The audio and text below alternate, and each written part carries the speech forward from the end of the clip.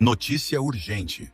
Governo da Argentina fecha fronteira com o Brasil e mobiliza grande contingente militar para abater marco-terroristas do Comando Vermelho e PCC e encurrala o presidente Lula, que é contra classificar essas facções como terroristas ao mesmo tempo. Donald Trump ignora totalmente o Brasil após afirmar que poderia intermediar possíveis negociações entre os Estados Unidos e a Venezuela para pôr um fim nas operações contra terror na América do Sul. Você está ao lado de Donald Trump. Dessa vez, deixe seus comentários embaixo.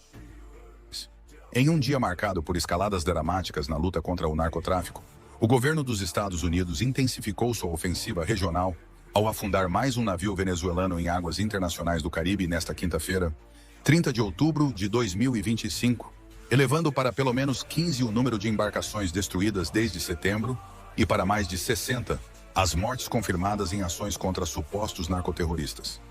Essa ação ocorre em meio a um cerco cada vez mais apertado ao Brasil, impulsionado pela mega operação Contenção, realizada na terça-feira no Rio de Janeiro, que resultou em pelo menos 132 CPFs cancelados, no jargão policial para mortes de suspeitos, em confrontos com o Comando Vermelho, CV.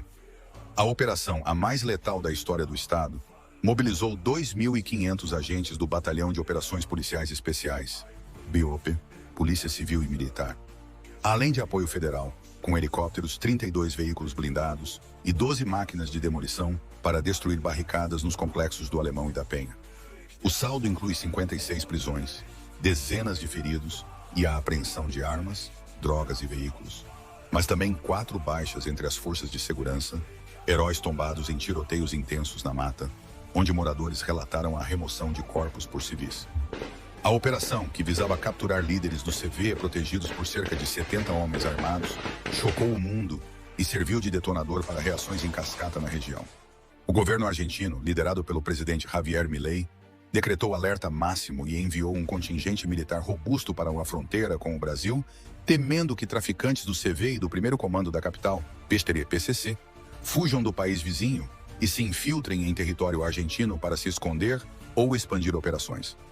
Há quase 15 dias, em meados de outubro, a Argentina havia aprovado a presença de tropas dos Estados Unidos em seu solo para exercícios conjuntos antinarcóticos, como a Operação Tridente, que envolve forças navais e de inteligência em bases como Mar del Plata e Ushuaia.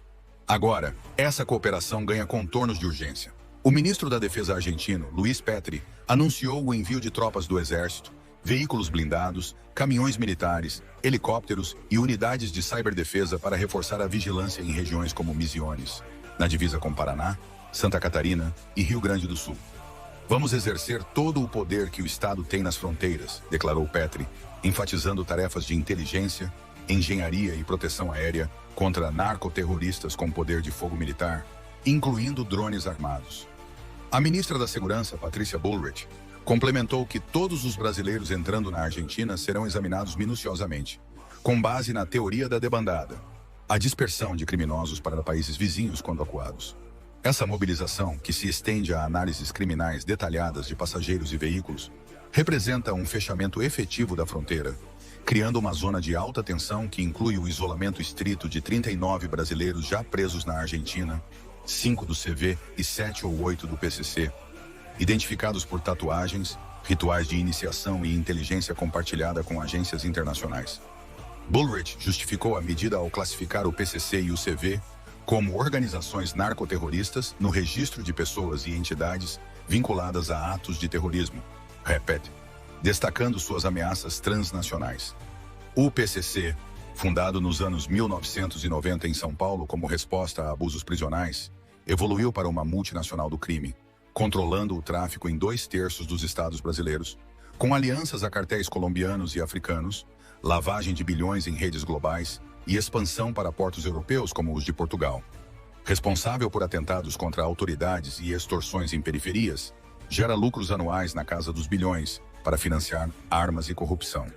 Já o CV, nascido nos anos 1970 no Rio como autoproteção contra o regime militar, domina favelas como Alemão e Penha com violência brutal, execuções públicas, confrontos armados e lei marcial, expandindo para Paraguai, Bolívia e Colômbia, com armas contrabandeadas inclusive do exército venezuelano.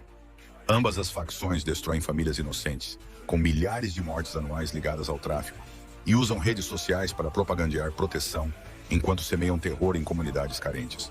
Enquanto isso, os Estados Unidos, sob o presidente Donald Trump, pressionam o Brasil de forma inédita, rejeitando o presidente Luiz Inácio Lula da Silva como intermediador nas tensões com a Venezuela.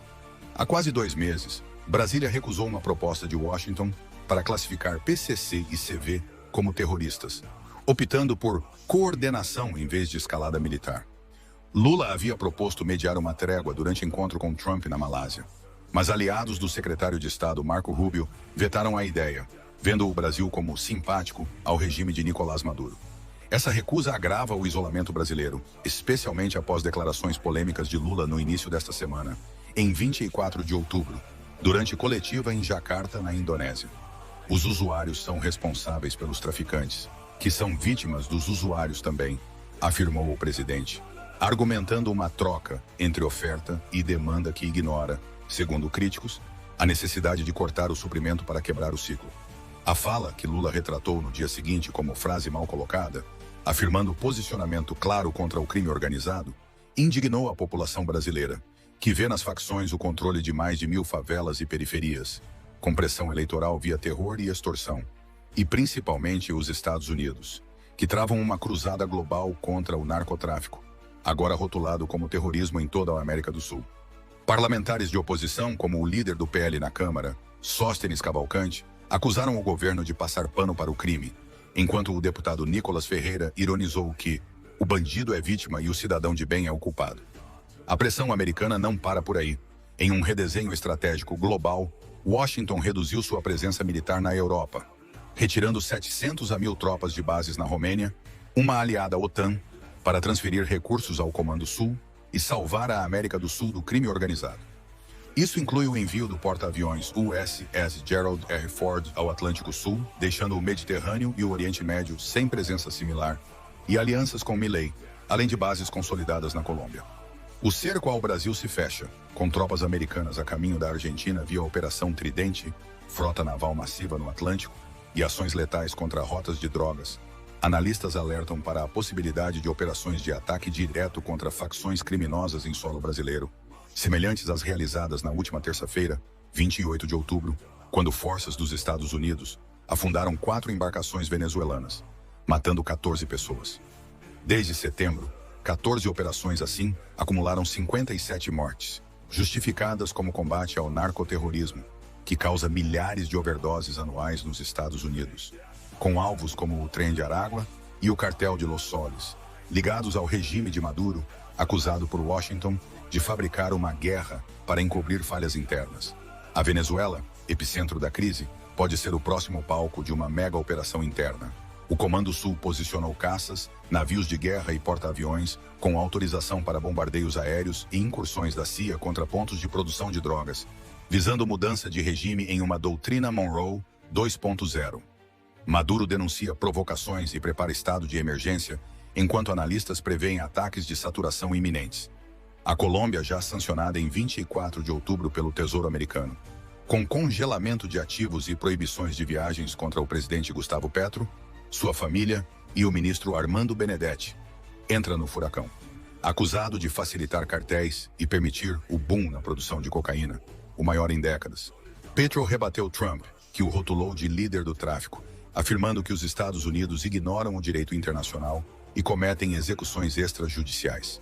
O presidente colombiano, visto como simpatizante de traficantes por suas críticas à guerra contra as drogas, como comparar cocaína a uísque e exigir julgamentos em vez de assassinatos, enfrenta a corte de ajuda americana e escalada em bases locais, o que pode abrir portas para operações semelhantes às venezuelanas. Petro convocou o embaixador em Washington para consultas após trocas de ofensas, acusando Trump de calúnia e imperialismo que mata inocentes. Em meio a esse vórtice surge uma possível negociação entre os Estados Unidos e o regime venezuelano, descrito por Washington como narcotraficante e liderado pelo que analistas chamam de ditadura sob Maduro.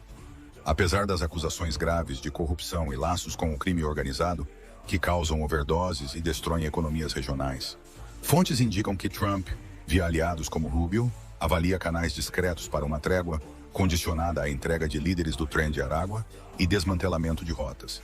No entanto, com sanções a Maduro e sua família por suporte a Petro e a ameaça de incursões terrestres, qualquer diálogo parece frágil, especialmente com a Venezuela acusando os bombardeios de violarem soberania.